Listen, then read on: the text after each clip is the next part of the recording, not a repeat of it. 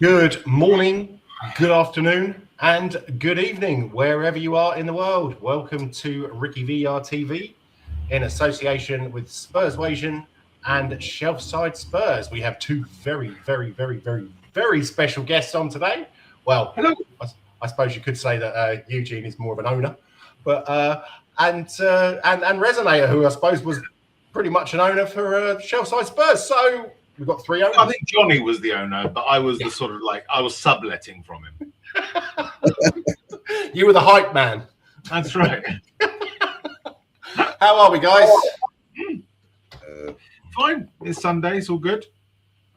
Life is good, but Spurs is not so good at the moment. No.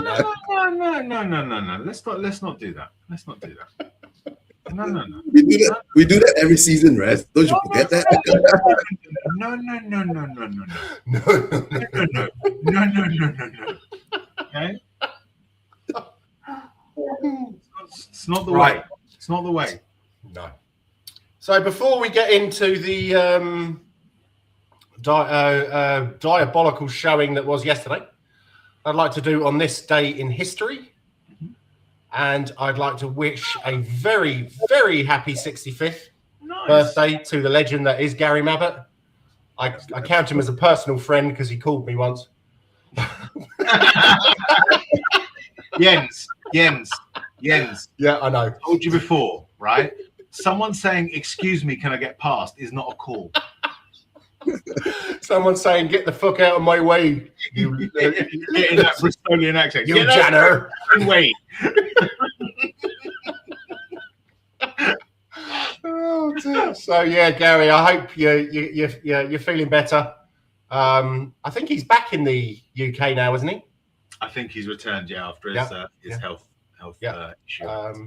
So I hope you have a wonderful day, and I hope a lot of people are calling you like you call people on their birthdays. That's right. So he's never called me on my birthday. No, well, he didn't call me on my birthday either, but he just called me because one of the girls, Spurs girls on Spurs Community. She lives in the same village as him, and she knew I was having a bit of a nightmare with my old dear being sick, and one day got a phone call from him. So that's very sweet, very special. Yeah. And if you guys want to see it, it's actually on the Ricky VR TV channel. Yeah. Sounds yeah. Okay, secondly, Mitchell Thomas's debut in a 3-0 win at home against the Vile in 1986. Who is the Glenn Vile? Hoddles? Glenn Hoddles, 100th. The scum. The Oh, okay. The Villa. Villa. Sorry, I thought. Villa. Oh, The Vile. I used to have some friends who supported Birmingham City, and that's what they called them, the Vile. So, Glenn Hoddle's 100th. No. Glenn Hoddle's 100th managerial match as we beat Leeds 2-1 in 2003. That was also what's his name, Freddie Canute's debut, and he scored a goal. And then the programme, as you can see, Jerry Francis, the man with probably the finest mullet ever. With our new... Okay. Oi, don't forget the Hod and the Wad. Oh, yeah, okay, yeah. Well, yeah, I suppose they were before their time, weren't they? Yeah. He was a little bit later on. Absolutely. Jerry had his own little thing, but it wasn't quite as magnificent as the Hod and the Wad. I mean, when one day I sit down and write my definitive history of the mullet, right? Those two are going to have an entire section to themselves of various chapters, describing the origins, the coming about of it, everything. Jerry might get just a chapter to himself. Don't call me as I haven't put my face on it. Nice to see you, Conte's Ketchup. How's it going, mate? And Robert is in the chat too. Pick up Newcastle. Who's Robert? Sports nerdy. Sports nerdy. Oh, okay. Yeah. Don't know him. Yeah, he's from. Oh, he was that. Is he the salty Geordie fan by any chance? Who's really upset that we sold Tonali? That we bought Tonali. He wasn't salty, but he's got a bit of history, right? And then yes, that's Jerry Francis and Jose Dominguez from the program when we beat who was it? Was it Derby County? I think 1-0. Calderwood scored, and Howes missed the penalty. Oh dear. Yeah. Oh dear. Oh dear. Oh dear. So next up, I don't really want to show that, but so yesterday, talk to me.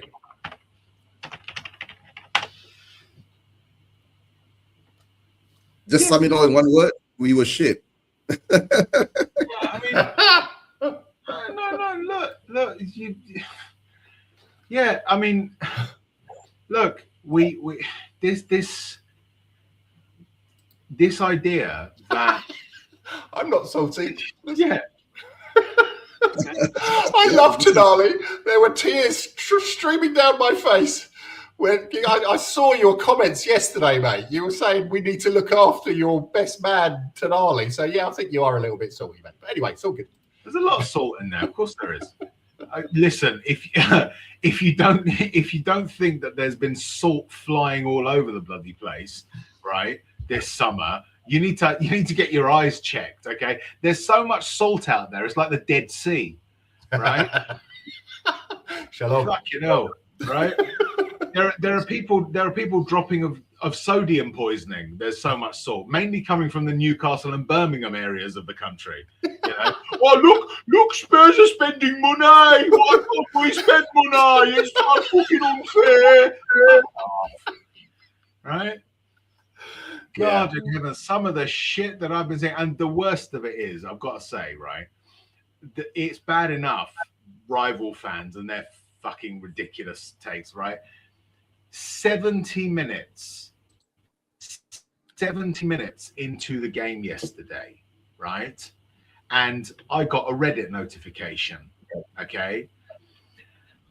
Roberto De Zerbi is now on fraud watch.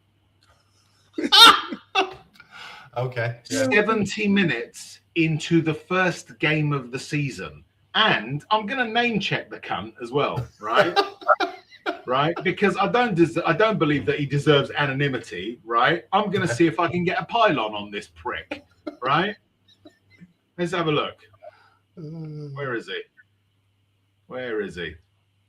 Oh, I think he might have deleted his fucking his comment as well. But let's see. Let's have a look. Yeah, no, here he is, right? Yeah. So at Alberg 9000, right? You're a tit. Okay. Uncomfortable truth, : De Zerbi is on fraud watch. Yeah. I mean, it's like, and I said my response to it was, this is why we don't deserve nice things, right? Because of dog turd like that, right? Yeah, he didn't play well. That's fine. That happens, right? But you try to explain to Alberg 9000, right, that we have had 6 new players come in. Possibly that could go up to, well, we've got a 7th on its way, potentially an 8th, possibly even a 9th, right? Who have had very, very little preseason together because of the World Cup, right? And this moron thinks that has no bearing, right? I said to him, he said, we only had 2 at the World Cup because he thinks only the 2 on the pitch matter.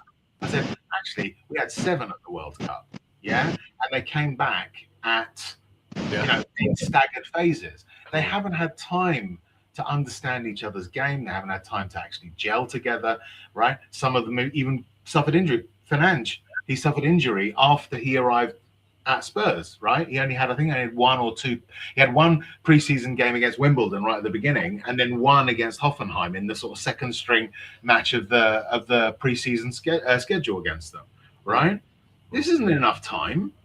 This isn't enough time. We have the reason we're in the situation we are right now, where we have to bring in 9 potentially new players, is because we have spent the last however many years not bringing in the right players when we needed them, right? It's like we've had the big bucket of water and it's been slowly dripping out over the years. What you need to do to refill the tank is pour in a fuck ton of water at the top, right? Yeah. But I don't want to sound like a specific YouTube streamer who has said this thing in the past, but I genuinely think that a big part of our problems as a club come from this fucking fan base who refuse to engage more than maybe 2 or 3 badly sparking brain cells when it comes to actually analysing what's going on at the club. Sorry, ran over. Yeah, no, that's fair enough. We have a message from Kim. Oi, oi, my little chickadees. How are you, my dear? I hope you're well. It's my little lovely over there. You're a little lovely. Over there. So Conte's ketchup said Tonali is rubbish other than his work ethics. What does he do other than that? We already had Gallagher, so did we need him? I wanted Wharton, Scott, and MGW in midfield. What difference would Porro make? Yeah, he would have made a massive difference. I mean, look, we're going on this sort of like comment bomb, right? What difference would Porro make? We don't know, okay? We don't know how he would have been deployed, what instructions he would have got. You've seen when a player is coming on, how much of a talking to they get from the assistant coach before they come on, showing them all these charts with all the sort of positions laid out on it, right? This is what gets to me, and it really is infuriating me right now, because we could be at the beginning of a real adventure when it comes to something that we have not seen since the 80s, right? Potentially. Of course, it could all go wrong. But I would challenge anyone who says this. Tell me just how much top flight management experience you've got, right? Well, I once shook Glenn Hoddle's hand, so I would have liked to have thought that channeled into me. So I'd say about a millisecond. Yeah. Listen, I get and Stefan Freund was still shit. Yeah. Listen, I get the people want to comment, and they've got every right to. Absolutely, right. I don't want to take that away from people, but at the same time, you've got to realize, and I've been saying this for years. It was like with the wages thing, right? I said it for years and years and years on the stream. All three of you are witness to what I was talking about when it came to football finance, right? Mm-hmm. Now, all of a sudden, right, everyone's waking up to this fact, right? That it's not the transfer fee, it's the fucking wages that matter, right? Everyone's suddenly woken up to it. And I've been saying, look, you don't know, like, when it comes to sports science, you've seen all the players with that lump on their back, right? That's their fucking monitor. It's monitoring everything about them while they're playing, right? Really? They wear them in training, you know? The sports science, when you see some of the stuff that these people get into, right? It's down to the tiniest little detail, because it really is Moneyball when it comes to performance. You've got to get that tiny little percentage out, and it can make all the difference. This idea that you know, Dave shit for brains, right, sat with his can of Stella scratching his groin, right, while watching the tragedy of yesterday unfold, would be in any way equipped to do a better job than De Zerbi, right, is farcical, right? I'm going to have to stop you there, Rez. It would be a can of Marjorie. That's the Marjorie, right? Okay. That's the fashionable lager at the moment. Right. Okay. Well, I'm not a beer drinker, so no, I'm just kidding. I just think that we can, rather than just be ready, right, to jump in 2-footed with the negativity, right, 70 minutes into a fucking game, right, the game wasn't even over yet, right, is not serving our club. We've got rid of the poison dwarf. He's fucked off. Let's please have a little bit of belief, you know, and understand that bad things will happen before good things will happen. And then after good things happen, bad things will still happen. Yeah. A little bit of nuance, a little bit of thought, a little bit of just stop with this fucking pylon every 2 minutes. It's really, really tiring. Yeah. Morning, Kev. How are you, sir? Fine, thank you. Evening, afternoon, or morning, gentlemen. I don't know what it is. I've been up since about 6 o'clock this morning, so I don't know where I'm at. So I apologise for that. Just the thing, Conte's catch up. Listen, okay, an ad hominem attack, okay, undermines your argument. All right. If you want to argue with me, come on stream and let's see how well you do, rather than bang away on your keyboard. Yeah, I can put. We'll bring him on. Bring him on, and I'll debate you, and I'll destroy you then. I'll put the post on. Sorry, the link on Conte's catch up. If you want to come on, mate. Come on. Let's see who's got the better knowledge. Come. Yeah. Right? If you want to send insulting words, I didn't insult you. Yeah? Come. So what level did you play to then, Conte's catch up? Yeah, what level did you play to, mate? What did you manage? Who'd you manage? Which top flight club did you manage? Oh, did you now? Who'd you play for? Who'd you play for, buddy? Come on. Waiting for you. No response?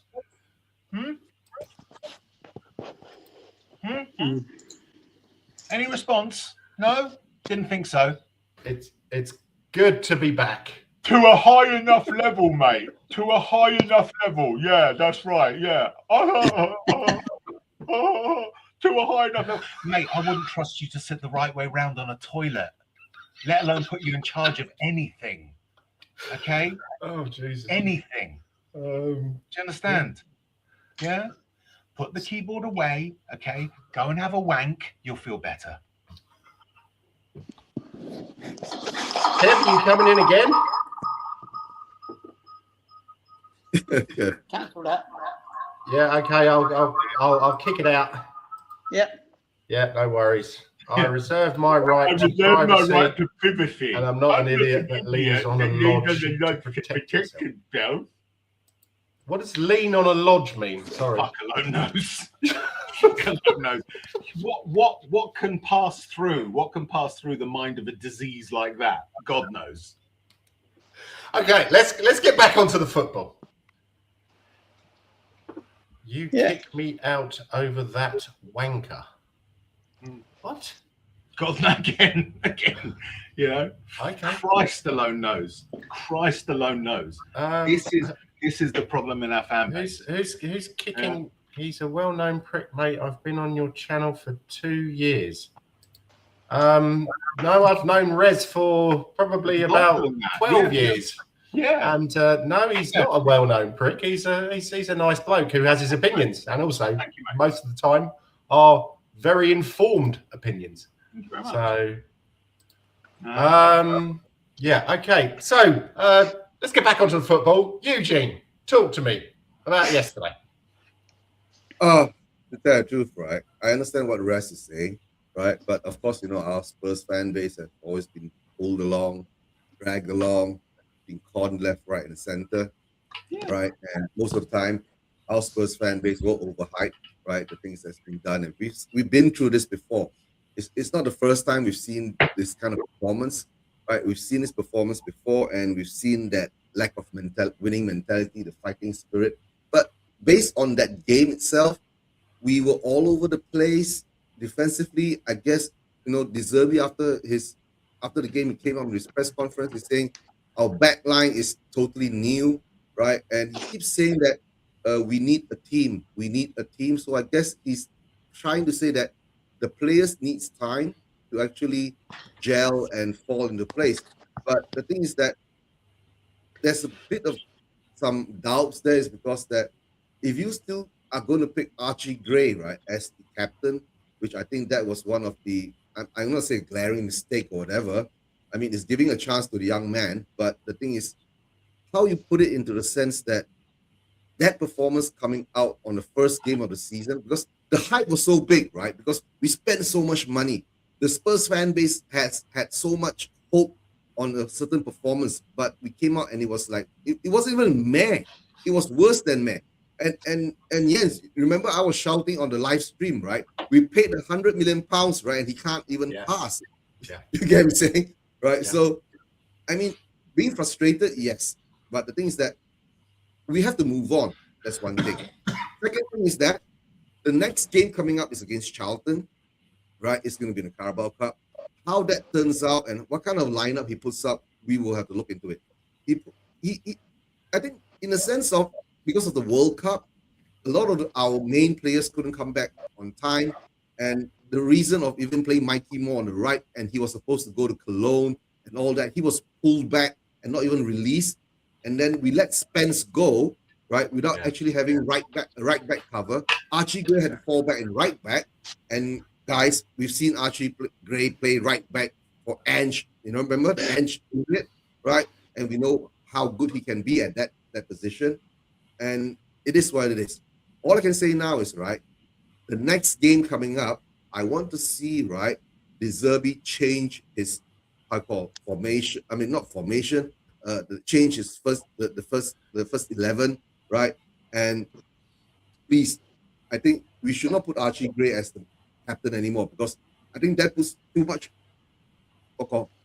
pressure on his position, right? And let's hope Porro comes back when we play Newcastle, because at the moment, years old. Yeah, he's 20 years old, but he hasn't had a settled position in the team so far. There's a lot of, the thing is that everything that you said is not incorrect, right? It isn't. But there's the nuance around it is key, is vital to understanding what's going on, right? This idea that look, there have been young captains in the past. Okay, Perriman was very, very young when he became captain. Bear in mind, yeah, and he is our record appearance holder. Okay, this idea that the age conveys, you know, leadership quality, there is something to say about that, because wisdom, experience comes with time. But first of all, Archie Gray is not the captain of the side. He was captain that day because our actual captain wasn't available. That's Mickey van der Ven, which De Zerbi confirmed, right? Again, how many times have we talked about the psychology and the mentality of our club, right? Mentality is not something that comes about overnight. It comes through time. It comes through familiarity. It comes through playing with people over and over again until until you've got that. You know, do you know what? One of the things that you notice about Brentford yesterday, it wasn't that Brentford were phenomenally good, but they were really good at knowing where their teammates were, right? Yeah. And you know, the idea. Okay, so for instance, you could say criticize the release of Jed Spence, but from what we've seen from what De Zerbi has said, he has said that what he wants at Spurs are players who want to be there.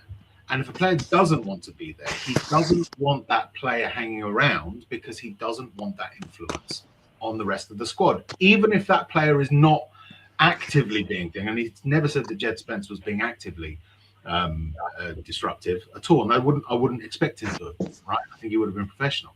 But it was a case of, look, this guy doesn't want to be here, so the quicker we get that done, the better. This is not one game that De Zerbi is setting up. If it was one game, if it was, say, he was brought in some weird thing where he was brought in to play one single game and to win that game and then he would go off, you could say, okay, fine, maybe he's not doing the right things. But he's building something. You don't build something overnight. You build the foundation, you build the next section, you build it gradually. I think because, as you say, what you say is right. We have been here before. We have been waiting for things to click for a long time, right? That does convey a sense of expectation. Yeah, I agree. But maybe it's our expectations that need to be checked rather than analysing the things that went wrong yesterday, because those things would have gone wrong. I don't think you could have avoided a result like yesterday, having done what we've done in the transfer market this season. You know, I think it was always on the cards. I didn't expect us to win. I hoped we did, or we would, but I didn't expect us to win. I predicted us to lose, yeah. The thing is, right, whatever we expect and whatever we analyze, right, it doesn't matter, because we are just pundits and we just are YouTubers. We're talking about it. The most important thing is that De Zerbi must analyze this and understand what happened yesterday. against Do you think he doesn't? Do you think he doesn't? Of course, I know he will. So that's why I want to see the next game, right? Whether we're playing Brentford or Newcastle, the certain changes must be seen there. Why? That's all I'm hoping for. No, I mean, for De Zerbi, that's my pushback. For De Zerbi to make the changes, to see. I get that, but I would push back a little and say why. Why do you think you need to see those changes? Let's say, for instance, De Zerbi puts out exactly the same team as he did against Brentford, against Charlton. Why is that a problem? That will, I don't know. I mean, why would that be a problem? If that team goes out and puts out another shit performance, then we will see that be a problem. But so if that team, hold on, if that team goes out and puts on a good performance, then we will see a different reaction. Right. And you've just answered your question, or you just answered your issue. It's not about, it's not about De Zerbi going out there and blindly just throwing players on the pitch. He will, by all accounts, everyone who's known him says that he eats, breathes, and shits football. You know, that it's the only thing in his life almost. He will be sat there with his coaching team, with his staff, thinking about what went wrong.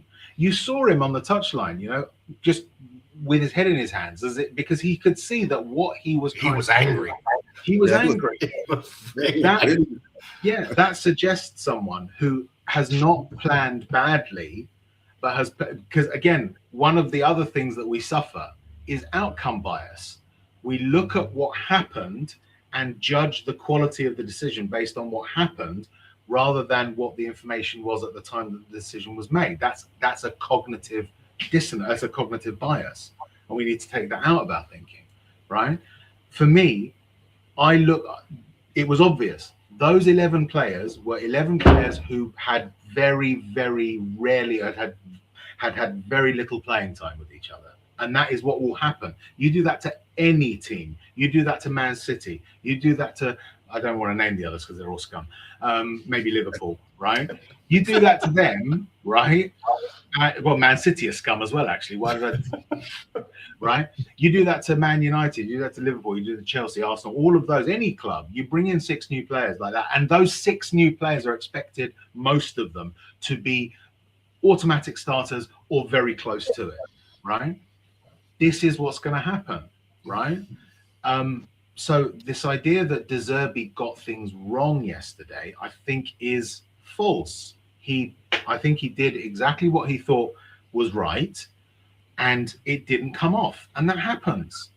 But this idea that we have to make any kind of wholesale changes or anything like that, I think is false. We got to trust that this guy knows what went wrong and will fix it. And that doesn't necessarily mean a change in personnel or a change in formation or a change in approach. It might just be that he needs to convey his message to his players differently. You know, that's my pushback on that. Yeah. But Brentford, I mentioned, I noticed yesterday, I think there was one change from their team for last year. So they all know each other. They probably played a whole season together.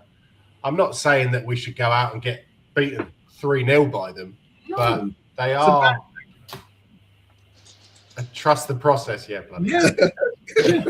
I mean, you know, we're not speaking of Spanish in here. No, it is a disgrace. No, but in you know, we sort of poke fun at it, but yeah, pretty much, it is a case of doing that. You know, we've just got to have a bit of patience and know that.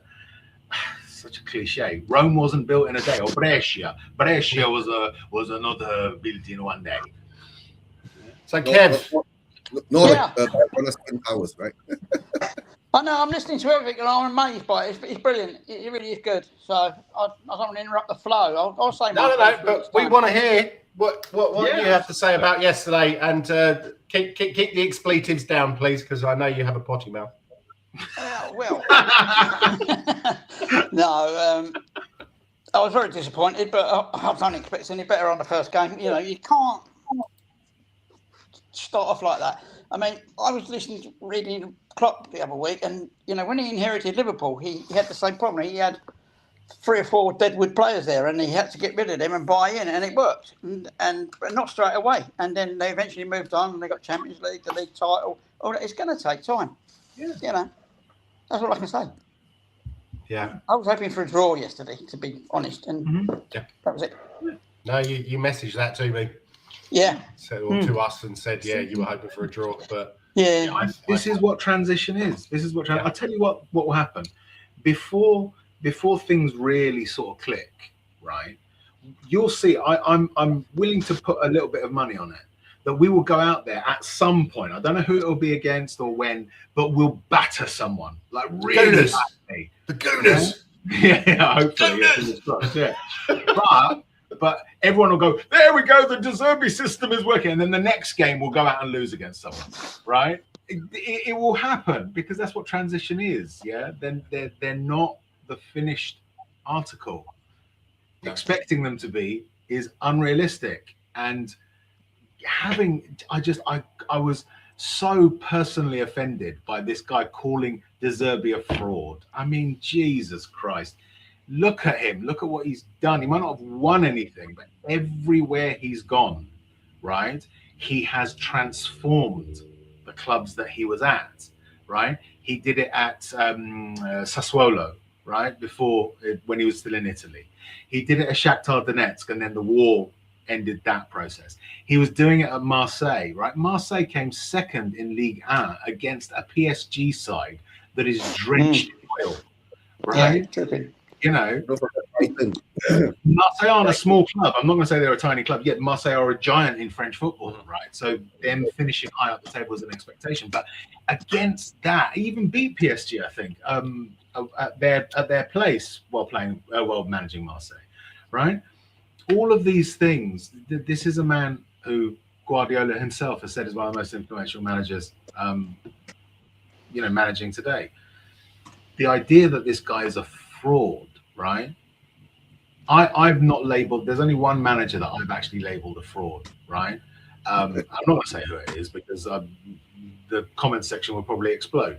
And it's not Pochettino. It's not Pochettino. No, Pochettino was not a fraud. Okay, much more recent than that. But this idea that this guy doesn't know what he's doing, come on, give your head a wobble, yeah. Give your head a little wobble. This guy knows exactly what he's doing. Yeah, he's not a fraud. Not that the majority were not. We were after Robertson and we were after Savinho. That's it. Yeah. Dubravka is a stroke of genius. If you want to develop Kinski, it's great to have. You know, they're from the same sort of area of the world. Dubravka is massively experienced, and I think they speak the same language as well, don't they? I don't know if they're actually both. Yeah. Is it Czech? One's Czech, the other's Slovakian, I believe. The Slovakian, right? There you go. You know, so it's a stroke of genius to have Dubravka in to sort of mentor Kinski, who's still young and he will make mistakes. You know, but again, imagine. That's it. Nice. There we go, Kev. You know, isn't it realistic to expect that Dubravka in a couple of years' time, Kinski will be an immense goalkeeper if he continues his trajectory under the tutelage of someone like Dubravka and the goalkeeping coaches, right? People before we signed him had described him as the next Petr Cech, right? Now that's some big boots to fill, but that is, yes. He seems like he's got the mentality to do it. Whether or not his abilities will be able to develop himself, no one will know. Every player could be a flop. And it could just be coincidence that the signings that we have continued from before he was manager might just be because he thinks they're decent players. He's for all accounts, he has got a hard-on for Savinho, right? He has got a hard-on for Savinho. I think he's him as his number one target of the summer after Van Hecker. Right. Well, I think De Zerbi, his type of managerial style is like this. First of all, right, he wants the players to be with him first. He wants the player to be at Spurs. That's why he let Romero go and he let Jet Spence go without even blinking an eye. Yes, because they wanted to leave. Because remember, he did say this, right, after we scraped through the relegation battle and all that, he did say that he did speak to those players who wanted to leave. He said this: if you help me stay, I will let you go. But if you don't help me stay and we get relegated, right, you're going to suffer with me in the championship, right? Big up, Nipper. Big up. Hope you're doing well. right? Right. So I guess at the moment he's having a tough time of actually trying to find the players that actually want to be with him, because we've got a problem with Richarlison. Richarlison has wanted to be at Spurs forever and he doesn't want to leave. You get it? So what can he say? He can't say he's a shit player, right? And I'm trying to get rid of him whilst he doesn't have replacements for them. Like he's bigging up Solanke and all that. We understand that, you see. But when it comes to the point at this moment now, if we do big up him, right? If we do, right, bring in Savio, bring in Mamouche, bring in Gakpo, right? Then we'll see a whole transformation of that front line. But not immediately. No, not of course. No, we'll see the transformation, but we will not see the results. The transformation will be there, but we will not get the results immediately. I mean, if he gets the results immediately, right, then all of us will be like happy like shit, right? But the thing is that we know at the moment the quality of our front three, right, is not at that level. Simple as that. Every Spurs fans agree that. But the thing is that he can't go out whilst being the manager, whilst the players are being here, whilst the games are going on now, right, and start calling them out. Then he won't have any players playing for him. Absolutely. It's not the way he is. The thing is that all I can say is, right, we know Richie can't hold the ball if the ball is stuck to his balls. You know what I'm saying? Right? So, and we know that Tell, right, can do all that run around, but he can't score, right, which we need wingers to score, right? And then the sad part is that on the right, we don't have any players at all. That's why. What about Solanke? Yeah. Oh, and Solanke gets injured most of the time. Yeah. And do you know what? He's not right. He's not right for a derby side either. He can hold the ball up. Agreed. He's got strength, but he doesn't. Yeah. Do you know what Richie does? I've said this to people before, right? This is not what I'm advocating, by the way. I'm not saying we should do this or that any club is going to do this. But if you set up a team, and it sounds a bit thing, if you set up a team that can ping fuck tons of balls into the box, right, on an almost constant basis, right, Richie would get 30 goals in a season, right? Thank you very much, sir. Right? Because that's what he is. He's a poacher. His eye for goal is really good, right? But and you don't really get that in modern football that much. You expect your number 9 to also contribute to the development of chances. But if you had a system in which your number 9 is basically just there to put the ball in the net, which many strikers have made a career out of in days gone past, yeah, Gary Lineker springs to mind, right? Then he would score a lot. The problem is he's not right for this system. He isn't. We need someone like Marmouche who can drive the ball, who can develop chances, you know? But we don't have him yet. Do you think that we will get him? Or is this just... I think so. I think the massive price tag was... Oh, yeah. I think we will. Yeah. I think it's a done deal, to be honest with you. Yeah. I think so. But Rez, you know more about this than I do, because apparently we've overpaid for Savinho, so we underpay for Marmouche, so they don't have to play Frankfurt. Yeah, it's a bit shitty, and it's a bit man shitty, you know. So yeah, it's that sort of thing. I mean, I think it's a little bit shitty, but ultimately, it is what it is. This actually leads on to the stuff that the Villa and Newcastle fans have been pissing their pants over all summer, right? It's like, do you know what's really funny about it, right? They keep going on, oh, it's so unfair that Spurs are spending all this money, right? And they don't talk about how the system itself is inherently unfair, which it is, right? The system itself is inherently unfair and geared towards the bigger clubs. What they talk about is the fact that they're not allowed to work within this shitty system because some guardrails have been put in place, right? There was a Villa fan on, I think on Football 365 that did this article. Kev the Villa fan, he was called. Sorry, Kev. Right? Mate. Not you. Kev, come on, mate. You said you supported Spurs. Yeah. You've been moonlighting, Kev. Yeah. I've been to Birmingham a few times. Yeah, I must admit. Yes, so have I, yeah. Yeah, anytime now you're going to start using a screwdriver to hammer in a nail. You know, that's the level that they've got. Yeah, oh, all right, look, Villa, Aston Villa, we love each Like a bit of tuna and a bit of bogey wogo. That's right, I know. Those poor burgers you've got on there, that's great, that is, you know.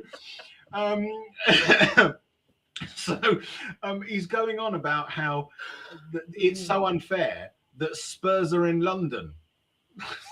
What the fuck do you want us to do? Move? I know. Well, the Gooners did. Yeah. But even they moved right. from London to London. Right? He's going just pissing and moaning about how the Tottenham Hotspur Stadium can put on concerts. And I was thinking to myself, what do you want us to do? Like a little shuttle service. They arrive at the Tottenham Hotspur Stadium, right? And then we'll helicopter them up to Newcastle where they can watch the concert at St James's Park. I mean, this is the way it is, right? Kevin, 2 clubs. Watch it, Kim. He's like you. Bit greedy, innit? Yeah. I have to give up Orient then. How does it feel to be Europa League winners 2 seasons in a row? Like Johnson, Kevin Johnson, you can call me. Yeah, and just, I mean, these people going on about it, and it's like, do you know what? I'm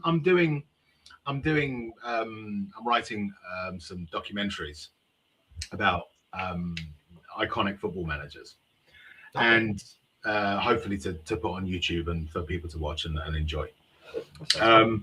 But weirdly, the one I'm doing, I'm not going to say who I'm doing because I want to keep it. Barry Fry. Barry Fry. The one that I'm working on at the moment. Yeah, the one I'm working on at the moment. Here. I mean, that's a good plugs. That's what I'm just, not sure. I don't know. The top knot in the comments. I'm joking. Yeah.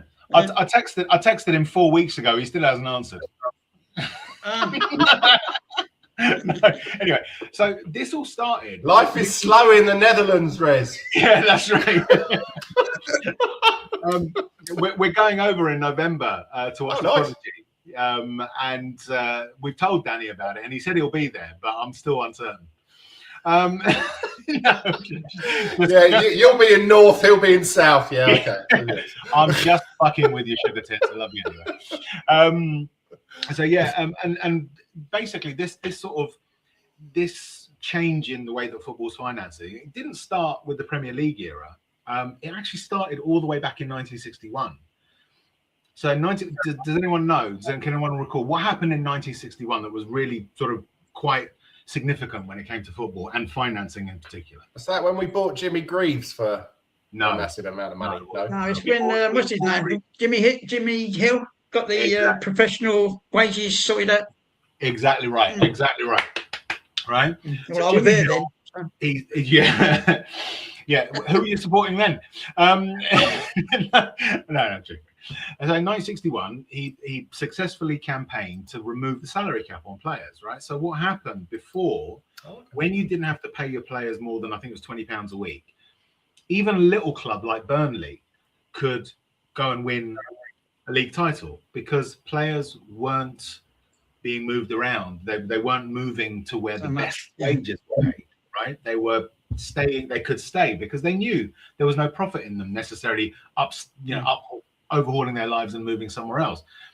Players did want to play for the likes of Man United, for Liverpool, for Tottenham because of the cachet it carried. But if you didn't get to play for those players, you still had a chance of winning something. I think Ipswich won the league and then Wolves won a couple of league titles at that time. Yeah. Small clubs. So this was this all started back in the 60s. Yeah, Arsenal won a couple of. I mean, how the fuck did they do that? This all started in the 60s. We're just getting to the point. But Villa and Newcastle never did. Sorry. Yeah. Sorry, just had to get that in there. Yeah, no, it was good. But and this is the thing for me. You get to this point where we're at the point now, I think, where because of these guardrails, shit though they are, right? They're so fucking pathetic. But you look at Man United. Man United, I think, are a good test case. They've gone out and they've said that we will not spend more than, I think it's £70 million on a player, right? They're essentially doing what Levy was doing to us, not going beyond a certain point, right? And so I think what you may see is Spurs actually becoming one of the preeminent clubs in the English league because we have so much financial power. You know, in terms of commercial, I think Man United still reigns supreme. Liverpool, I think, comes in. But if they don't win things, that will die away, right? We went to Clacton a couple of weeks ago. I'm sorry about that. I know. No, it was fun, actually. It was nice. It was all right, you know. Oh, was it? Okay. Yeah, it was okay. Do you know what? I would say to people, if you don't want to spend a huge amount of money, you want to have a nice-ish day out, you know, without any great shades. Go to Hastings. Go to Hastings. Yeah. Clacton is all right, you know. Yeah. But went there, and is the sea still brown there? Because last time I went to Clacton, it was brown. You know what? It was a bit, but it was more of a light. Was there a leaking oil tanker? Yeah, it was more of a light tan now, rather than the deep. Dark brown of sewage that it used to be. No, it was all right. It was nice. You know, I got sunburned. It was all right. Sick. But Spurs will become the thing because the other clubs won't have as much financial power as Tottenham will when it comes to commerce. You know, they're dying away. Liverpool have won things recently. Yeah, that's understandable. Man U are still struggling, and if they put these financial constraints in, because the market has become really unsustainable. It's become bloated, and that's true. You know, £100 million on Tonali, that is a lot of money. Yeah. 116 million on Elliot Anderson. Elliot Anderson is worth 116 million pounds. Are you joking? Crazy. Robin Rogers, 117. Exactly, right? These clubs can't sustain it because the market has become overwhelmed. It's getting to it's turning into a bubble, and that bubble will burst eventually. But the clubs that either, if Man City want to continue doing what they're doing, their sugar daddies are going to have to reach into their pockets. But those guardrails will be much more stringent nowadays. Spurs generate all their own money and spend it, and so they could become the preeminent club of the next few years because we've got the financial power to actually pay these inflated prices until the bubble bursts, and even after the bubble bursts, because we won't be lumbered with debt that we can't manage ourselves. So yeah, Levy take the credit for that. I mean, for laying down the foundations. Yeah. I think we have to. I do think we have to. I think it's unfair to say that the thing is, one of a sort of great comment on Reddit. So yeah, absolutely, and they're not going to spend on that. They won't spend the money for it. I don't think. I think they're saving money. No, rest. They need to save the money, right? They want to build their new £2 billion stadium or something like that for Manchester United. Sure. Oh, really? In the same place or elsewhere? I haven't heard about that. Yeah. But is it going to be on Old Trafford or is it going to be elsewhere? That I don't know. They're building a new stadium, yeah. But they're handicapped by the Glazers, aren't they? Can you imagine if they ground shared with City for a season while they built it? It'd be like us playing at home. At least they'd have to go into Manchester to do it. Blimey. Exactly. Yeah. Right?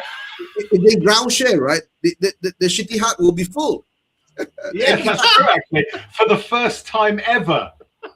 Yeah, true. Oh, dear. All those people travelling up from Sussex and Surrey to watch Man United play at the Etihad for a home game. So in terms of giving Levy credit, the thing that I saw on Reddit was someone saying you've got to give Levy credit. You got to give credit for the Levy seeds that were sown, right? And someone responded to that and said, "There's no point giving someone credit if you're not going to harvest what you plant." And that's the point. He did put those things in place, agreed, but he would never countenance actually spending the money that Tottenham generated. Yeah. For him, the making of the money was the objective. If he'd have spent some of that money, we'd have had a couple of more trophies, I think, in the late teens. Yeah. Absolutely right. Mhm. I just want to put across. There seems to be a lot of talk at the moment, or last season, that they were putting all of their trust in De Zerbi, and that's why we're spending all this money on these players. Do you think that's a good idea, or do you think that maybe it's a little bit Risky. if things don't go well? Obviously, you've got to speculate to accumulate, but then you've got a bunch of players that maybe the next manager won't want. I don't know. Well, I mean, okay, let me ask you this. Yeah. Would you want Robertson in your side? Definitely. Would you want Van Hecker in your side? That's still out for me. Okay. Yeah, jury's Would out you for want me. Senesi in your side? Senesi, I haven't seen enough of him. Okay. I didn't see him that much. Player of the year. For Right. Was he there? Okay. Well, yeah. Okay. Well, yeah. We'll go for that then. Would you want, and those are the cheap ones, would you want Mateus Fernandes in your side? Again, I didn't watch a lot of him, but he got Player of the Year for West Ham as well, didn't he? So yeah, why not? Would you want Tonali in your side? I'd be a bit worried that he'd be heading off down the bookies every half an hour. So probably not. No, but just on an ability, just on Yeah, he does look. He looked crap yesterday, but he has looked amazing when I've seen him on song. People around him, he needs people around him, doesn't he? Yeah. Yeah. You know, there might be question marks over someone like Savinho, who's only 22 years old. Yeah, okay, fine, you can say. But you know, I was advocating for us to get Marmoush before he went to Man City. I was devastated when he went to Man City because I thought, that's it, he's gone. Right, we're never going to get him. Marmoush, I think, is absolute mustard. I would want Marmoush. Cody Gakpo, maybe not, right? Because I've got to live. My boss is a Liverpool fan, and we talk football sometimes, and he thinks that he's saying, please take him to Spurs. I actually think he's a great player. I've seen him play well. I've seen him play a number of times for the national team, obviously. Yeah, and I think he's a great player. Yeah. Maybe he hasn't done it at Liverpool. If he's played properly, right? I guess. Yeah. There may be one or two that a new manager might not want, that might not fit. But all in all, you've still got a orders of magnitude better squad than Thomas Frank inherited. Definitely. Right? Yeah. That even Conte inherited. I mean, you've got others in there. Madison, Kulusevski, Xavi Simons. They're all there. Kudus. There's still loads of these other players that we forget because they're injured. But you're talking about the idea of this. Essentially, Haaland is probably the second best striker in the world right now. Yeah, you can't compare another player to that level. It's like comparing a player to Harry Kane. Yeah, Marmoush is not Harry Kane. I can't think fucking who's the dickhead who plays for the Scum, Gokaresh or whatever his name is. He's not Harry Kane. We can't live in the expectation of a Harry Kane or an Erling Haaland. But for what we're trying to do, Marmoush is a fantastic signing if we can get it over the line. Someone who's strong, quick, has got a pistol whip of a shot on him. Jesus Christ! You should see some of the shots that this guy unleashes. I'd be scared to be a goalkeeper. At the pace. He's like almost like it's like Tom Huddleston. Tom Huddleston, and then his rockets, his cannons. The thud. No. You know what? Ketchup. Haaland is related to the Green Giant from the Corn adverts, but it was the Green Giant when he got drunk one night and mated with a blobfish.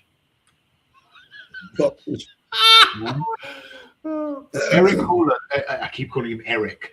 Erling Haaland is the mutant spawn of the Jolly Green Giant and a blobfish. Yeah. Anyway, I think it is a risk. Of course, it's a risk, 100%. But at the same time, it's a risk you've got to take. You can't not do it. Yeah. You can't do it. No, but the thing is that at least at this moment now, right, we are not buying players who are in the 18s. I mean, we're not seeing that trend now.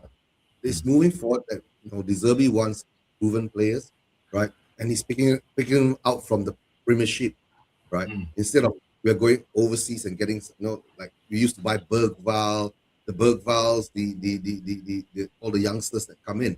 At this moment in time, all we can say, big up Eva, man. Hope you're doing well, right?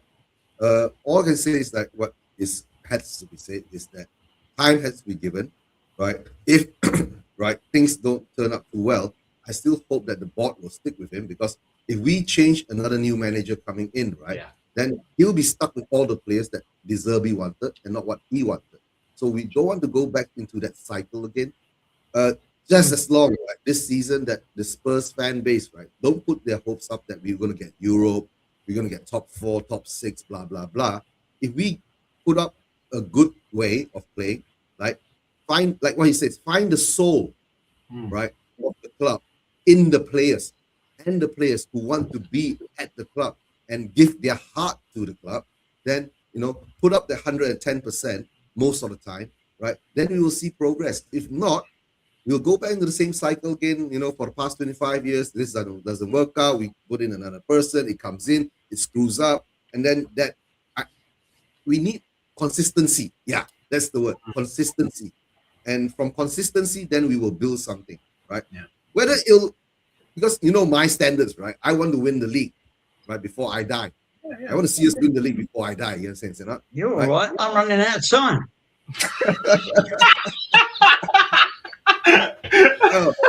You always told me you were 21, Kev. What the fuck are you going on about? Yeah, almost 71 more like. I thought you were 61. Didn't you see the 71 in December. Can I just address that last comment very quickly? Yeah, I feel your frustration, Ketchup. I feel it too. I'm a Spurs fan like you, right? Absolutely. Is it Shanks who we're talking to here? Yeah, by any chance? Yeah, I mean, look, we didn't want that yesterday. Of course we didn't. But it's just a case of it's a hiccup, it's a glitch, or it's expected. We'll get over it, right? This is the transition. This season is going to throw up some really amazing highs, I think, and some real disappointing results as well. That's what I believe. Just don't get beaten by Hull, right? Yeah, exactly. And do you know what? I think I might have jinxed us because I was laughing my ass off. And then that happened to me later on. So it's sort of like, hubris, hubris. But yeah, What are we predicting that we're going to finish this season? I'd like top 6. Yeah. Expectations or delusional? No, I think not delusional. Sorry, Education turn. Top 6. Yeah. I just like to not have a relegation battle. Yeah. Do you know what? I would top 10. I don't care about the league that much, right? I would love us to finish in the European places, but I'll say this: if you offered me a 12th place finish, but we win one of the 2 cups, I'd take that. Definitely. Yeah. Right there. Yeah. But are you talking about the EFL Cup with our under 21s as well? Even if it's just the what's it called, the League Cup, I'd still take that, right? Because again, and I'm not saying because they're directly comparable, but what was the first trophy that Guardiola won? I don't remember. The League Cup. The League Cup. What was the first trophy that Mourinho won? League Cup. With Chelsea, the League Cup, right? And again, I'm not saying that because we win the League Cup, we'll go on and win other things. That's not what I'm saying. It's just, for me, a trophy is a trophy that we win convincingly, rather than the Europa League Cup. We played a fucking awful Man United side. Yeah. They were trash, right? We didn't play any. The best team I think we played was Bodo Glimt. Yeah, and we absolutely. Yeah, walked all over them. Yeah, but I mean that Man United side. Oh my God! If they had played Garnacho from the start, I reckon we would have lost. Yeah. Right. But what's happened to him? He's nobody seems to want him, but he keeps going for all these massive wages and sitting on the bench. He must be upwards, lapping it up. Yeah, exactly. Yeah, I'm with Ketchup on that one. The FA Cup would be the dream. Our 9th FA Cup would be fun. Fantastic. We haven't done it. I'm with you there, brother. I'm with you. Yeah, set the bar high. Greg, can I just say also, you're mentioning these managers that won the League Cup for their first trophy with the club. So did George Graham. There you go. Yeah. 99. Yeah, absolutely. Yeah. Oh, that's actually very true. Galatasaray. Yeah. No, Galatasaray were the best team that we played. Yeah. Yeah, that's true. That is true. Yeah, Galatasaray really played us. Guys, don't laugh at the Conference League, right? We were the outright favourites, right, when it was inaugurated that first season when we were in the Conference League, right? Yeah, I really hoped we would have won it that season, because then we would be the only side in the world, in Europe, to have won the inaugural edition of 2 European trophies. Was that when we got knocked out by Mura? No, we went a little way in it. We knocked out by not Slavia Prague. That was with Mourinho in charge, I think. Am I pretty? Oh no, that was Dinamo Zagreb when their manager was in prison. That's right, Dinamo Zagreb. Yeah, that's right. Yeah. Listen, look, prison football is no joke, all right? Absolutely. I've seen that film with Billy Jones in it. So exactly. They made a whole movie about it, right? You can just imagine, right? Mourinho's on the side, right, giving detailed tactical instructions, right, to his side, and the other dugout, the Dinamo Zagreb guy, is just standing there looking at his players like this. Right? You want to die? You die today. Not a problem. And one of the goalkeeper makes a mistake or something. He just looks over to him and he goes, "Hello, cousin Boris. I have a job for you." Yeah. You got John Motson on the commentary saying, and the Dynamo Zagreb players are playing in brown shorts.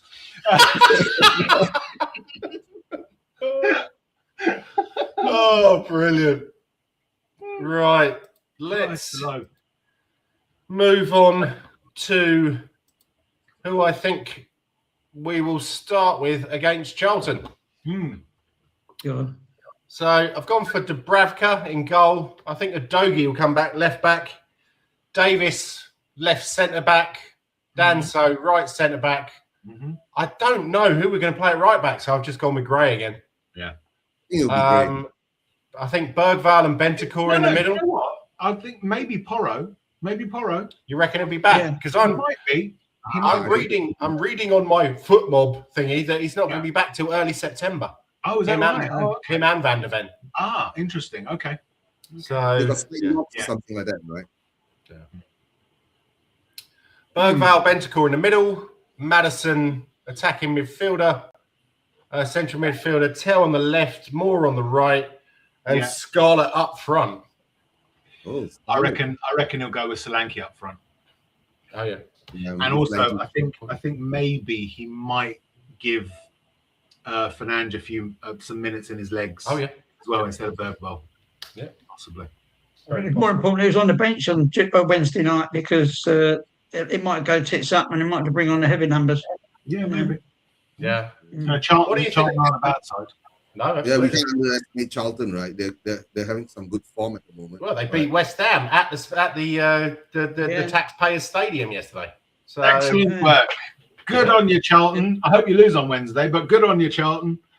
Yeah, it got so bad yesterday that Guy decided to put on his Charlton top on a Tottenham stream. Yeah. What was that about? Jesus Christ. Oh, yeah.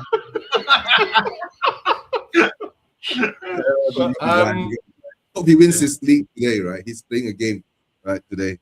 Yeah, he's and happy birthday as well. It's his birthday today, isn't it? His birthday too. Yeah, happy birthday to Guy. Is he 12?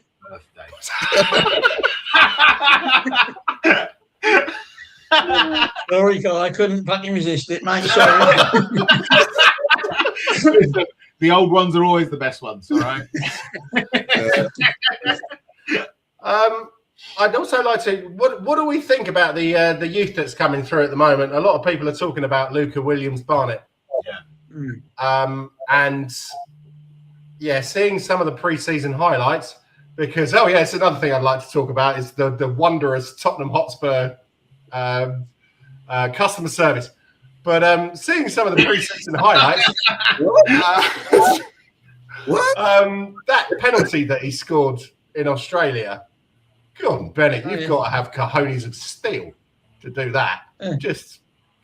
Well, I suppose it is only a pre-season game. I thought he scuffed it when he left his foot. I don't know. Okay. I thought that was brilliant. He just like chipped it over the goalkeeper. All right, Ruff. Yeah, nice one. Yeah, I really meant that. But he does look a bit special, doesn't he? I like to say, let's see us have a few wins before he comes in the side. Then he'll settle better, I think. Yeah. Not putting so much pressure on him. No, that's fair enough. Yeah. Well, all the reports are that he's got he's like a terrier, he just won't let go. So I think there's a lot of cause for optimism. We've got some good players coming. Mikey Moore as well. I've got high hopes for Mikey Moore. I really do. I mean, look at him yesterday. I mean, his final shots, 2 of them were a bit pedestrian, straight at the goalkeeper. But that comes from being 20 years old. And also being played out of position. Absolutely. I think if we get Gakpo, or even if it's just Savinho, I reckon he will get that loan move to Cologne. And I think that's I'm sure it'll smell nice then. He will go, boom. To Cologne. I'll get me coat. Taxi! No, don't bother, mate. We've already chucked it out into the street for you.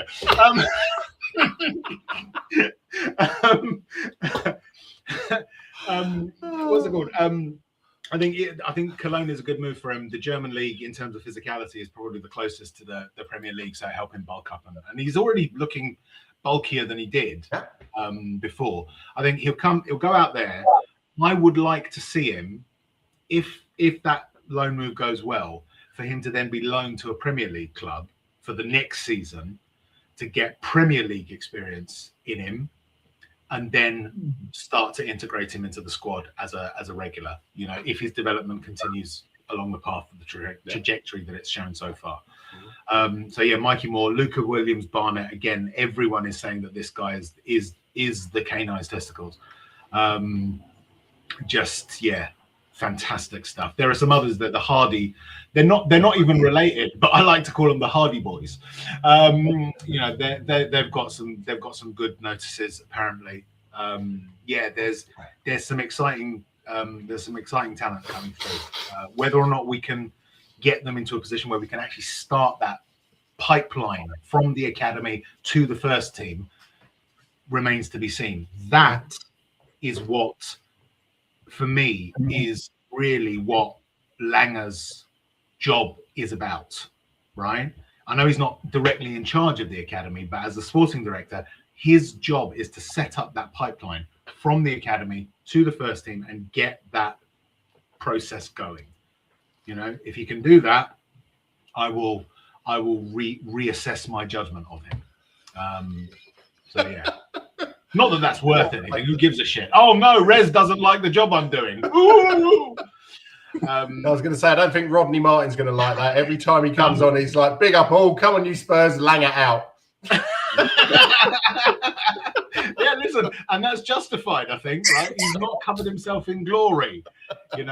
We still go on about that comment. That, what was his name?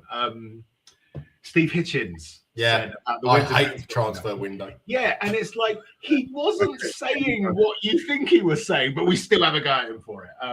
Langer, for me, his failures in January, especially January last year, is a very, very large blot on his copybook that's going to take a lot of work to sort of expunge. So definitely. Rez, I've got a question for you, right? Yeah. When have we seen, right, our academy player, I'm not sure even if Harry Kane did it, was actually loaned back to a Premiership lower level Premier League team to play out a season. I've not actually seen one. I can't think of one off the top of my head. I think Kane came the closest. He was sent out to a couple of League One and Championship sides. But he was weirdly, Millwall, Leyton Orient. Yeah, Leyton Orient, Norwich, Millwall, Leicester. He did okay there, but he didn't pull up that many trees. It was weirdly when he came on for Spurs that he suddenly had this meteoric rise. It was weird, very weird. Was that the match when he came on and he scored and then he went in goal and against Villa? Hearts, wasn't it? Was it Hearts? Yeah, that's right, Hearts. Yeah. But good times, good times. The rest is history. And I've always said Kane is not the most naturally talented player we've ever seen. In fact, in terms of natural talent, he's Adel Taarabt would be above that. Yeah, in terms of natural ability with the ball, but the guy works his arse off. Yeah, right? Absolutely. He has worked his arse off, and that is why he is the top striker in the world today, without question. Dedicated. Yeah. Right? Yeah. You know. Yeah. If all of our players had his work ethic, we'd win things every year. Oh, definitely. We win things every year. That's why I like Stefan Freund, because shit though he was, he worked his ass off. Oh yes, he did. Yeah. No, same with what's his name, Palacios as well, and players like that. Just you need them in your team because some of the so-called more skillful players will not give it their all the time because they're like, well, I can make some magic and I can score. But the guys who are not that skillful are like, well, I need to run around a lot and breathe down people's necks.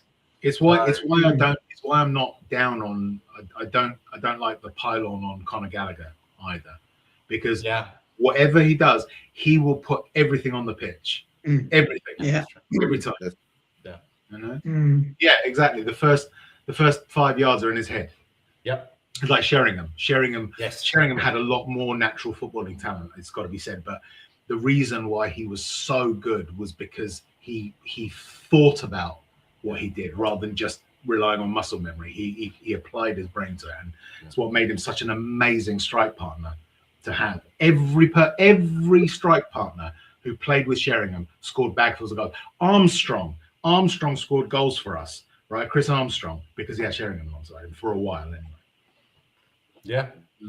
Oh, that was true. I think Armstrong was very badly treated by some of the sections of our fan base, and he was. Yeah, he wasn't as terrible. He wasn't terrible. It's just he wasn't like a Shearer or anything like that.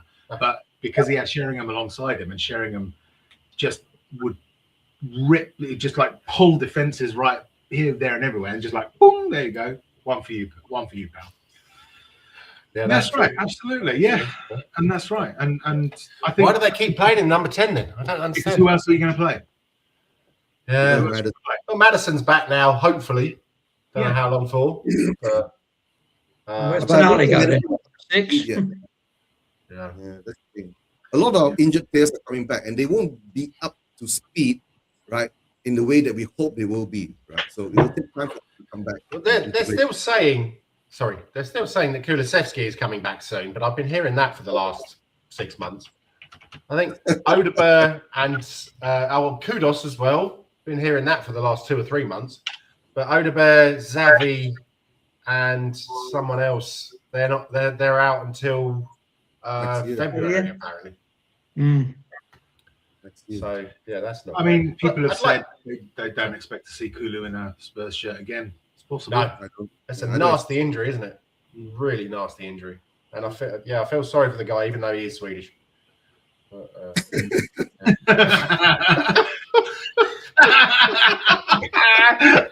Yeah.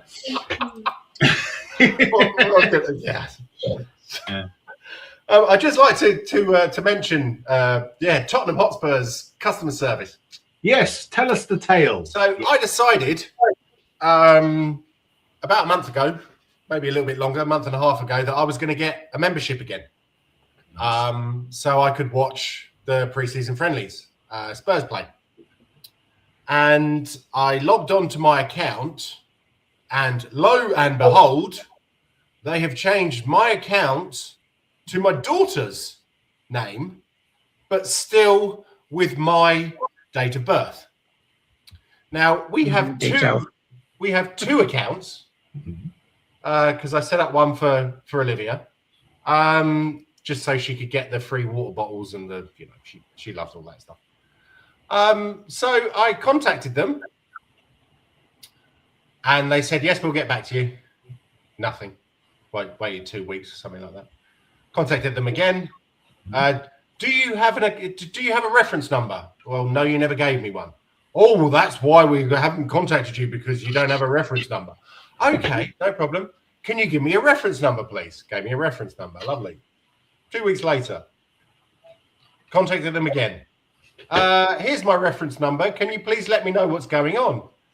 Oh, well, it's not an urgent issue, so nobody's looked at it yet.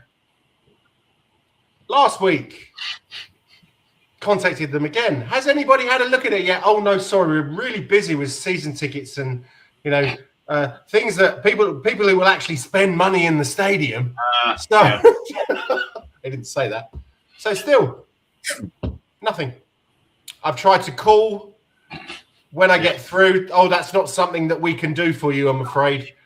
You have to do that through the AI on the website. Oh, come on. And it's seriously, I thought it was bad with Levy, but fuck me. Come back, Daniel. We miss you. Oh, please. Careful. I might have to fly over there and beat you to death. You saucy man. Yes, wait. You know what? If it was Levy, right? Levy will want your £50 up front. Yeah. You would straight away. That's right, yeah. Fuck off. Someone must know someone must know somebody in that setup in there somewhere. That's the thing. I seem to remember on Spurs Community that somebody used to give out an email address. They said, "Oh yeah, contact this guy, or contact this woman, and they'll help you out." It's Donna Cullen, obviously. I miss her. Where's she? And Rez, you look very handsome tonight. Are you single? She shipped out and got a new geezer, didn't she? I can't remember. Yeah. She needs a man. So does anyone have what's his name? Vinay's email address? No. Isn't it Arsenal reject at TottenhamHotspur.com or something? No, I'm being nasty.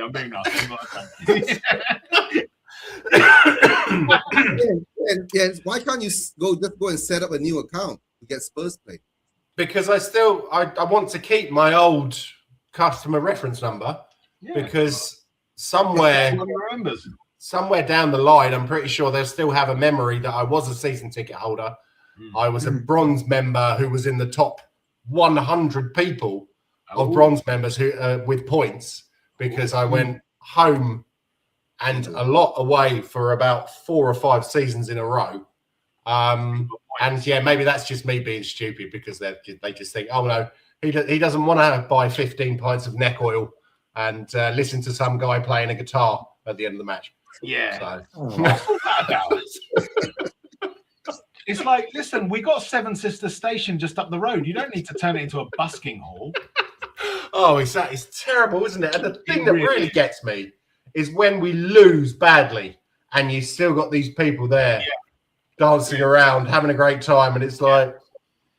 Yeah, it's like, do you want violence? Are you seeking bloodshed in the South Stand? You just come off a bad result. The scum have beaten you, whatever, at your home stadium. You're sort of like trudging past, muttering stuff under your breath. And you got some fucking hipster over there going, yeah. Yeah, not much fun. I saw a video in the week. It was the trumpeter that was doing the walk, and he was going to jump off. And I thought, I'm not even going to look at it. I'll just switch it off. I don't want to see it. Where's the point? I'll tell you who I don't like. That fluffy head prick who's the manager of Brentford. Actually, he really rubs me up the wrong way, that guy. Hey, he's Irish.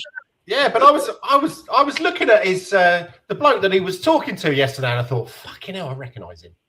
Oh yeah. And then I was like, Oh, I was trying to think about it, and then midway through the second half, I had a bit of a better view of him, and I thought, that's Damien Duff, that is. And it was. Yeah, they're always on. He used to. Keith Edwards, his name is. I think his father was a pro, and he's always on the RTE show when they do the commentaries of Ireland games and the Champions League games midweek. Okay. He's part of the studio team with a lot of old Irish players, And but he's always chewing gum like Thomas Frank. He must have inherited it. It's part of the job. I think. It really annoys me. You can't have a coaching position at Brentford without knowing how to professionally chew gum. Right. That's another thing. That's another thing. I have officially boycotted Match of the Day because Thomas Frank is on there now. Yeah, but so's Toby Alderweireld and Robbie Keane. Oh, really? Okay. Yeah. So can you let me know when Frank's not on there and those two are? leave Tommy alone, all right? It's not his fault. Yeah? Certainly is. They got ladies on there. I mean, but just leave him alone, let him go and be Danish by himself, all right? Just, come on. You're a Scandinavian yourself, Jens. Edwards is a Dubliner, so he's like kind of rough and ready. You know what I mean? They're all the rest of Ireland don't like Dubliners. Andrews. Yeah, Andrews. Yeah. You said Edwards. I did. Sorry, mate. Well, it's interchangeable. I am fallible. Right? I've been fallible quite a lot this week. Or is that foolable? Yeah. All right. Oh God, you haven't bumped your head again, have you? Yeah. Not somewhere. No. Ouch. Oh, you've been sunburned? Yeah, no, I've been sunbathing a lot. Well, I've been working in the garden with the missus. But I've bloody banged me out in the cupboard. Every time I have an open cupboard, I've been down to the one below and staying on and go, oh, it's not actually true. Every time he goes in the cupboard, his missus hits him over the head with a frying pan. He does, yeah. I bought him a frying pan last week. I don't know why. Especially when he's hunting for a frying pan, just to really make the point. Oh, I knew one last week. €12. Oh, bloody hell. Where's that frying pan? Here it is, yeah. Have you €12? Only there for eggs, though. Eggs only.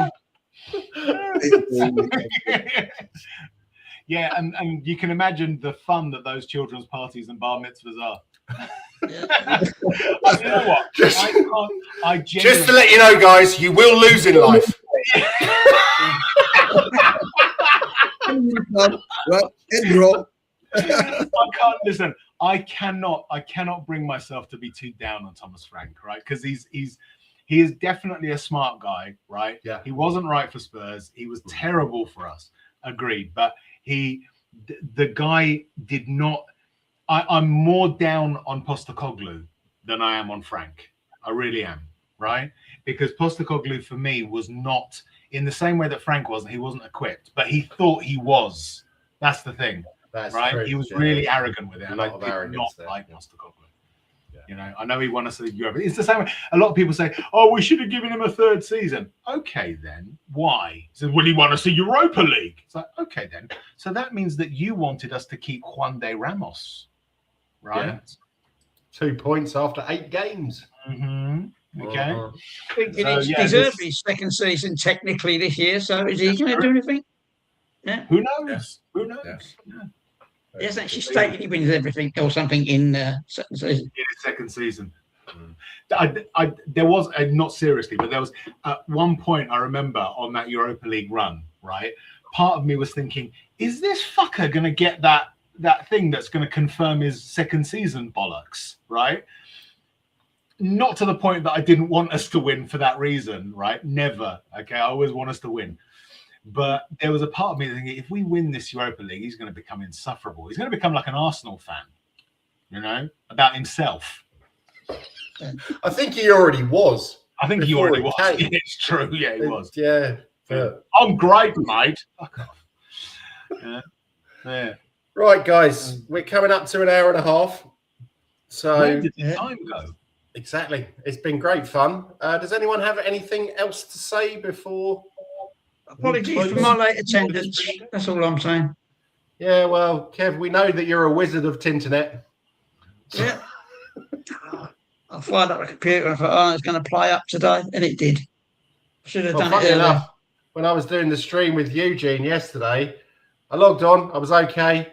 I set everything up, and then this thing comes up saying, "You need to plug in your camera and your microphone." I was like, That's what I had. That's exactly what I had. It was, yeah, same here. Weird. I was trying all the different search engines. Eventually, I got it through. I don't know, one of them. I think I've got too many viruses from watching too much Bridget the Midget. So same here. Yeah. Notorious stuff. If he does Denmark. Installing malware.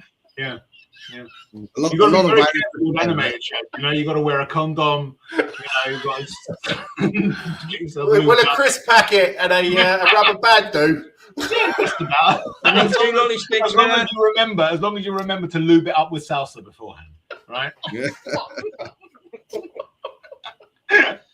So anyway, Rez, the movies that you watch, could you send me a link, yeah? With the salsa? Yeah, you could just imagine Salsa Crisp Packet Party 5. The Revenge. When did the show turn into Shelf Size version? I was going to say, bloody hell. We just need Barry and then, you know. I can send him the link if you want. What to Crisp Packet Salsa Party 5? Oh, dear. Okay then, guys. I'd like to say thank you to Conte's Ketchup, Sport and Nerdy. Obviously, the lovely Kim. Hope you're well, my dear. She just threw there. And okay. NSS Sports, is that what's his name? Nippon. Yeah. Nippon. Yeah. Anyone else? Obviously, Danny Kiriakou. Who gaat met je Nederlands, man? Speaking of, Jens, stick around after we stop. I just want to yeah, no problem. I've got a new exit and entrance video, so it takes about a minute. So if you can wait that long, that'd be great. Eva man, obviously, always a pleasure to see you, my dear. Was there anyone else? Someone called Rez 9000. I haven't got a clue who he is. He can fuck right. He's some loser.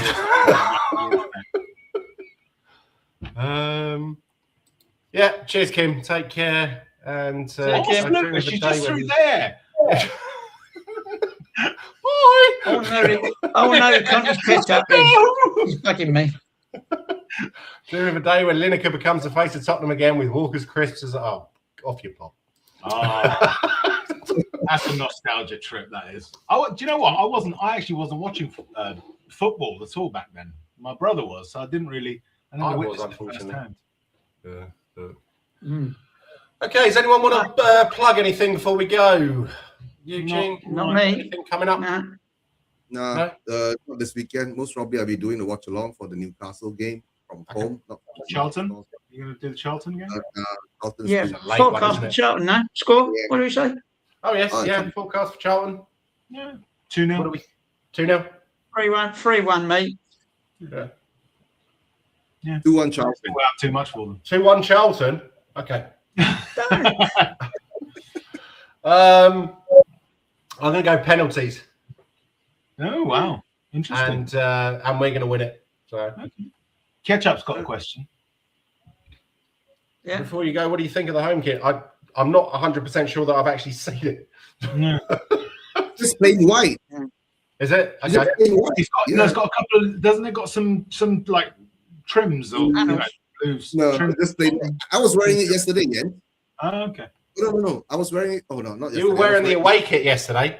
I was wearing the away kit. I didn't like that because it was too much of a clash with their team. I thought. Oh. Yeah, I did think that while we were playing it. I thought white would have been better. Yeah, white would be more of a contrast. Definitely. Yeah. Mikey Moore hat trick. Yeah, why not? Yeah, why not? Absolutely. Like it. Could be. Yeah. I mean, the home strip. This is the thing we've gone through a period where the home strips. There's always been something slightly not quite right about it. I think what we should do is go back to all white, no trim. Maybe the threading, in some of the seams might be sort of navy, but that's it. Just all white, nice and simple. You know, crest, manufacturer, sponsor, all white. I think. Well, I would like to go back to that Hummel one. You remember that? Which one? Was that 87? 6. 86. The one that 86. Maradona played in? Yes. Yeah, 87. I love that one. That is was brilliant. nice. I think I've got the yellow version, but I don't have the white one. So, Sports Direct, here I come. Just another question, guys. Again, about kit layout. What do you guys think of having that? Not the thing, but were you to see a kit with the logo in the middle rather than on the breast? That's the Man United one. Yeah, a little Man bit. United got that, didn't they? Yeah. What would you We guys used think to have of that, didn't we? Back in the We 80s, did. early We had 80s. that in the past, yeah. Oh yeah, the 1982 Cup final was a badge there, In the middle, yeah. but without the adverts and everything. Oh, Yeah. That's the I've problem. got to go. I've got to get out of here right now. Oh, Okay. Sorry, lads. Right, Goodbye, take and thanks for having me. And Take care, see mate. you later, guys. You Take care. and everybody else, and Cheers. catch up. care. Yeah, see you. TTFN. Bye. Bye. I've got to shut down, phone. Bye. And then there were 3. Kev's got to go, by the way. So. Oh, I didn't realise. Where'd he go? I have a feeling that his 2 dogs were like this. I want to go walk. I wanna walk. I need to pee. Do you mind? It's not like that. It's like, we need to pee for fuck's sake, you bastard. Yes. Can you please just finish with what? Can you please go on? Can you hurry up, please? I would like to go outside and expel urine from my overly full bladder, you know. And then afterwards, Kev, you and me and the other dog can go up to the pub and have some Guinness. Lovely. And it's no, nay, never. Never. So- No, they never, no more. Or Down with the Okay. Anyway, we're just insulting the entire nation of Ireland. This is what we've become. Look at yourselves. I am. I think my hair looks pretty good. Yeah, You so- look svelte. I like it. Svelte. Okay, then finally, right. Let's go. Thank you very much, guys, and Take care. hopefully see you next week. Take Yeah. care. Come on, you Spurs, and Around the Levy is out. Absolutely.